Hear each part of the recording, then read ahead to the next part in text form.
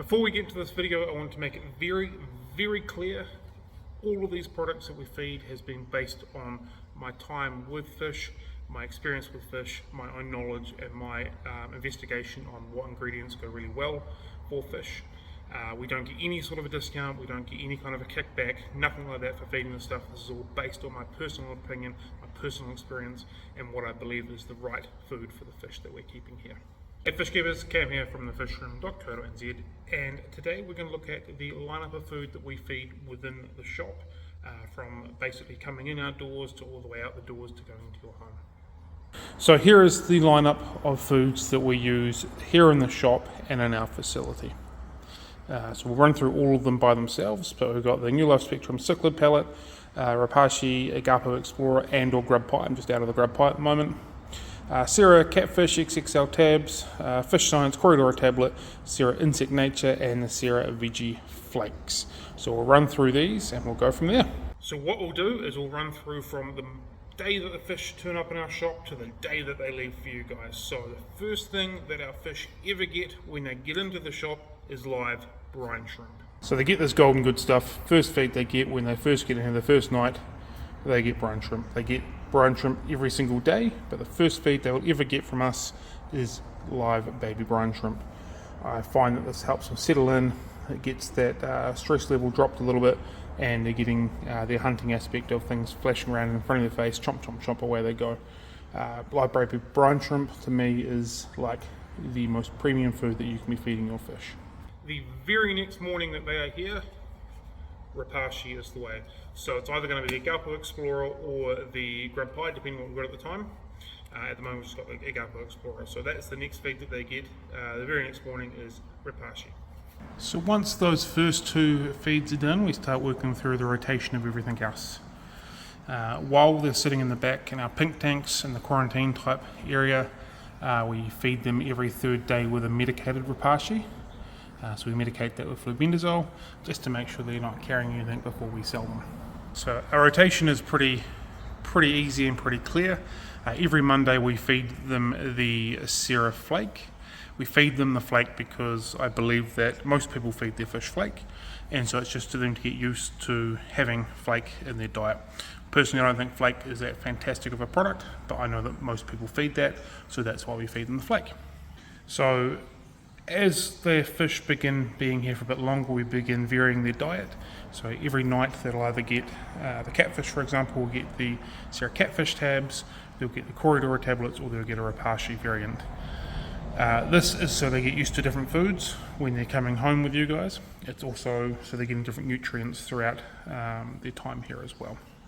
Daytime feeds consist of Sierra Insect.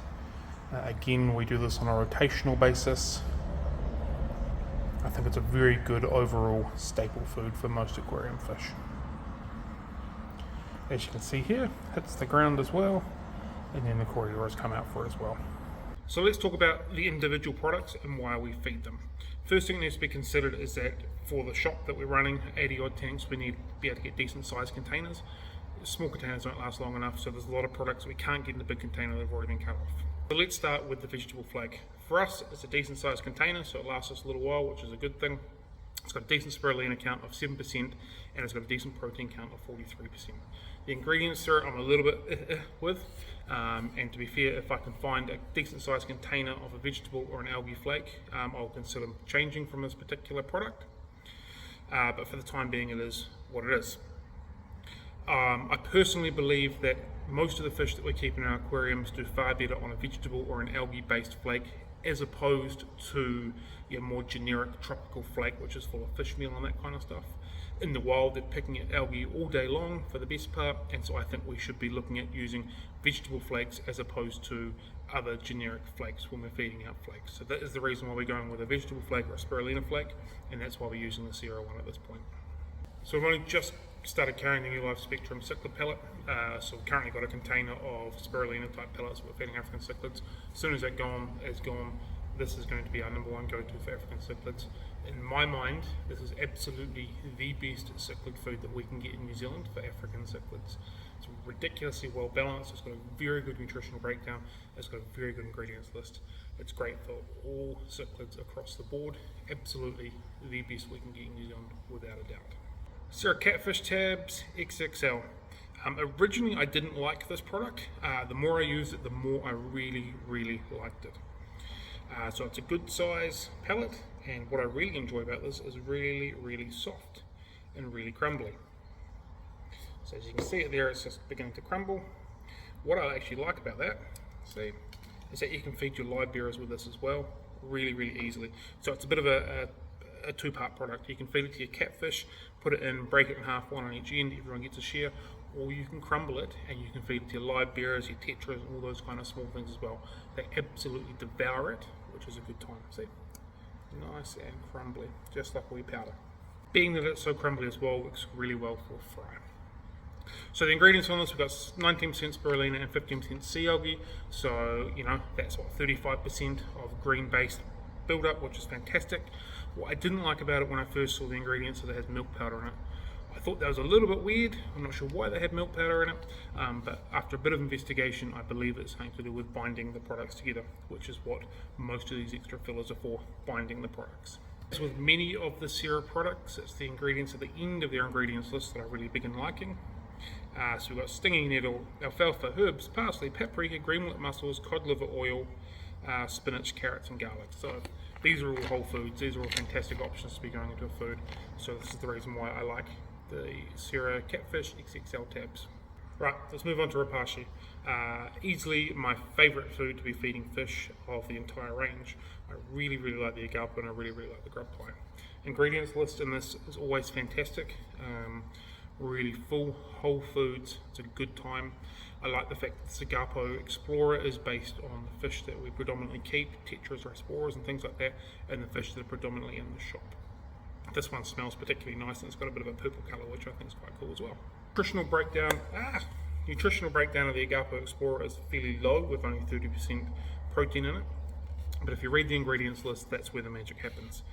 Black soldier fly larvae, fish eat insects in the wild, that's a good start. Krill meal, banana powder, squid meal, mango powder, pea flour, mulberry fruit powder, dandelion powder, seaweed flour, almond flour, coconut flour, and it goes on like that. These are, a majority of these products are what your fish are going to be chewing at, picking it in the wild in their natural waterways, or it is a product that mimics that. This is why I really like Repashy Agapo Explorer and the Repashy range in general. My favourite staple food, Sierra Insect. I think this product is phenomenal for a dry food off the shelf. First ingredient and its main ingredient is 40% Tenebrae larvae, which is mealworm larvae. I think it's got a phenomenal analysis breakdown. I think the volume of what's in the analysis is close to 70%. I'll talk about that in a different video. Ingredients in general aren't too bad. Once you've gone past the mealworms, you've got your standard fillers, your glutens, your wheat flours, that kind of stuff. But then you're getting into your algae, your rapeseed oil, greenlet mussels, garlic and algae and stuff like that. I think this is a phenomenal all-round everyday product and I absolutely love it. What I really like about it is the crumble size is already a good size for your sort of medium size fish. If they're too big, they crumble in your fingers ridiculously easily. Again, for your smaller fish, will take it and it semi-floats. So that's saying starts at the top and it gradually goes down. So all the way down the water column, everything's getting to go on it. And when it hits the ground, Coriodoras come out and go crazy for it. Plecos come out and go crazy for it as well. I honestly believe this is one of the best off-the-shelf dry products that you can feed your fish. Definitely here in New Zealand, it is absolutely my favourite. I swear by it. I absolutely love it. A quick note, I don't subscribe to colour enhancing foods and colour enhancing additives and all that kind of stuff. I feel that if you're feeding your fish a well balanced diet of high quality foods and keeping up with maintenance, making sure your water is in good condition, your fish are going to thrive, they're going to be bright, colourful and beautiful, and you're not going to need any of that colour enhancing stuff. Last but not least is we feed out frozen foods, white mosquito and cyclops. I like the white mosquito larvae because it's a little bit smaller than bloodworm. Again, we're keeping smaller fish here in the shop, so they take it a bit easier. This particular product has got very little water in here, which I think is good as well. And from my research, the white mosquito larvae is a better nutritional product than what bloodworms are as well. Costs a little bit, but you're getting a lot more in return for it, so that's why we feed the white mosquito larvae. And then cyclops. Again, I really like the cyclops. We did a video on it long ago, which we'll put somewhere up here. Nice small product, very similar size to Daphnia, very similar size to brine shrimp. Little small product for lots of small fish, just able to attack it and target it and go for it. One of my favourites to feed as far as frozen foods go. So that is our current lineup of the food that we feed here in the shop. We do feed the odd other bug and insect like whiteworms and microworms, stuff like that, but it's more if we're trying to trigger spawning or growing and fry and stuff like that. But those are our staple foods. Want to know, have you tried those foods before? Do you enjoy them? Have you not tried them? If not, why not? Again, I'm always evolving on what I feed, so I'm looking for a potential new flake. But yeah, the other stuff are pretty much a staple in here, and I can't see them being knocked off the perch anytime soon. Really hope you've enjoyed this video. Hope it helps you with the feeding of your fish a little bit more and a bit of an understanding of what it is that we feed and why we feed it here in the shop. Have a good one, team. Happy fish keeping. Catch you later.